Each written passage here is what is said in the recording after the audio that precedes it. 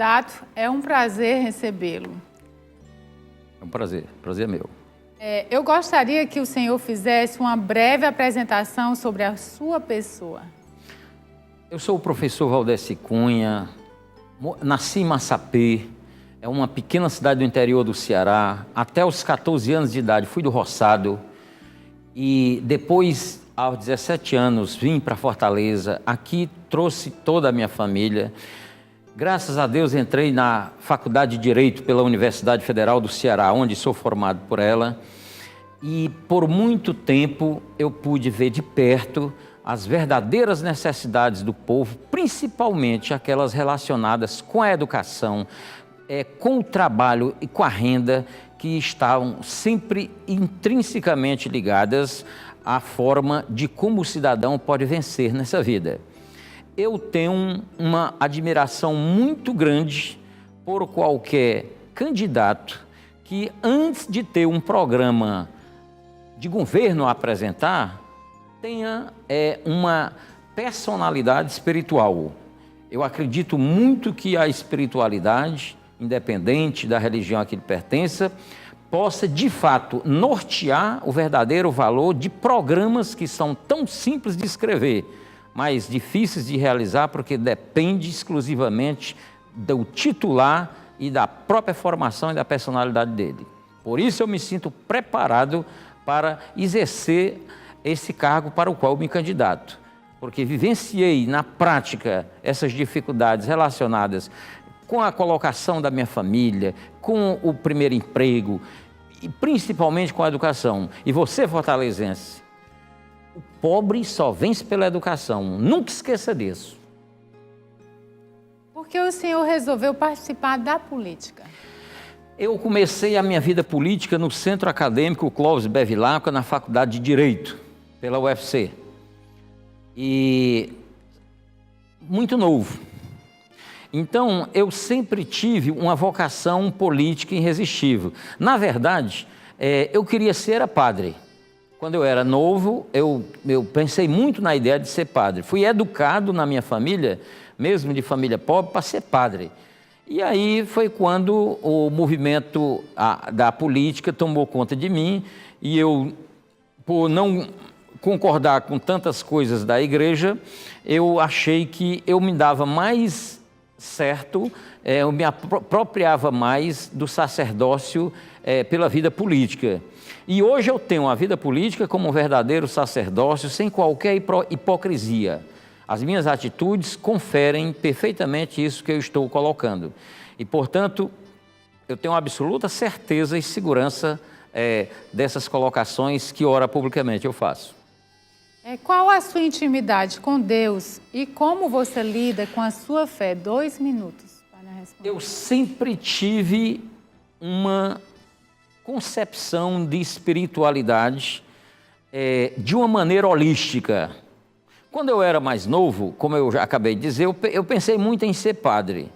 E eu achava que ser padre era o caminho, principalmente pelo guia espiritual que eu tive, que é um grande sujeito. Mas, com o passar do tempo, eu comecei a perceber que o ser humano, ele precisava de princípios, de valores que ele não queria desrespeitar. E que por esses princípios ele seria capaz até de dar a própria vida. E eu achei que isso era um momento de espiritualidade e que as religiões, todas elas são caminhos perfeitamente que levam à espiritualidade.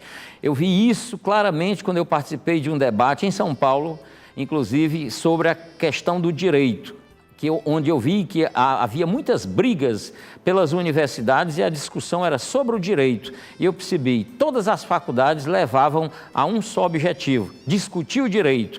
E hoje eu vejo, as religiões são caminhos que levam o homem à espiritualidade. Se isso elas não conseguirem, está tudo perdido. E outra coisa que a espiritualidade me abriu os olhos é que, principalmente, os valores humanos, eles levam ao ser humano a perceber a submissão dele a alguma coisa superior. Eu não acredito em ateu.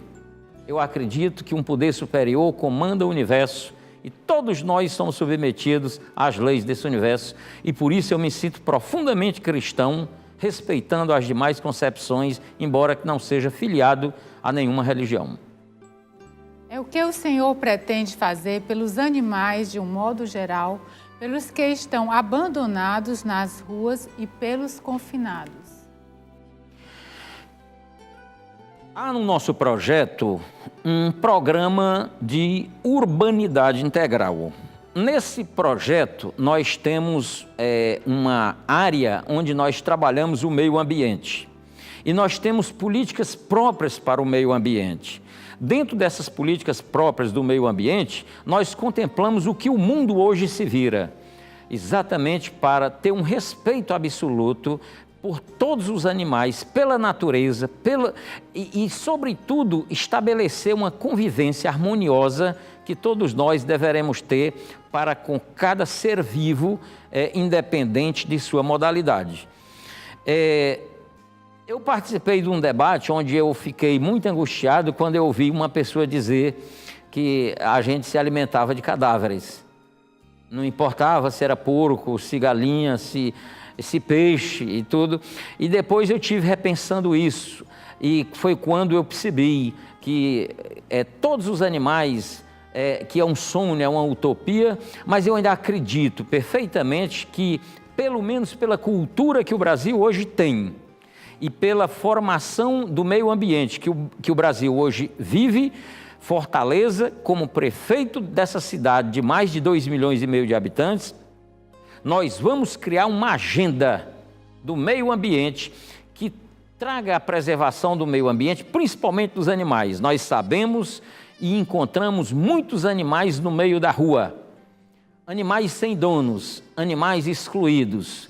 A inclusão é também para os animais. Cabe à prefeitura, é competência da prefeitura, inclusive determinada na lei orgânica do município, abrigar todos os animais e dar-lhes as necessidades básicas para que eles possam ter a convivência com a espécie. Então, nesse sentido, eu quero deixar claro que, com relação a todos os animais de uma maneira geral, a gente não pode pensar numa política separada do todo. O meio ambiente dos animais está profundamente relacionado com a educação ambiental, está relacionado com a saúde, está relacionado principalmente com a revitalização de Fortaleza, mas principalmente com propostas claras para o meio ambiente, sobretudo no sentido de que essas propostas possam ter um progresso que alcance não só os seres humanos como nós, mas todos os seres vivos que precisam o respeito por a sua vida e o nosso acolhimento, mas acima de tudo o nosso amor. O que o Senhor pretende fazer pelos idosos? 3 minutos para responder. Eu tenho um profundo respeito pelos idosos, sinto que falta em Fortaleza uma unidade de geriatria, principalmente a gerontologia de um modo geral, porque a saúde hoje ofertada aos idosos é um insulto.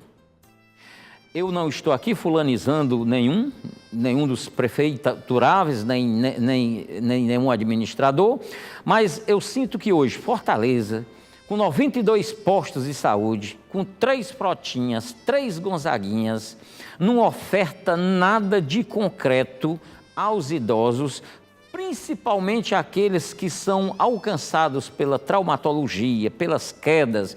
Não tem nenhum desses hospitais formados dessa unidade de traumatologia. E há um desrespeito profundo aos idosos, principalmente na espera, muitos dos quais levam 60 dias para ser atendidos. E como um deles me falou no Jardim Guanabara: doutor, eu estou profundamente triste com a saúde de Fortaleza, porque o médico me deu uma receita sem nem olhar para mim. Então as pessoas precisam ser amadas, as pessoas querem apenas ser amadas, respeitadas, ser contempladas por médicos, por enfermeiros, por profissionais de saúde, que lhe dedique o mínimo de respeito, um atendimento que isso é constitucional, isso é obrigatório da administração pública. Então, além disso, eu penso para os idosos, uma política que contempla os idosos, mas principalmente a internação domiciliar, porque o atendimento domiciliar hoje é precário de um modo geral, e ao idoso nem existe, mas hoje já faz, desde 2012, nós já temos muito tempo em que a lei federal oferece verba a todos os 5.565 municípios do Brasil, para que dê um atendimento e internação residencial aos idosos. Isso, infelizmente, não existe, as verbas voltaram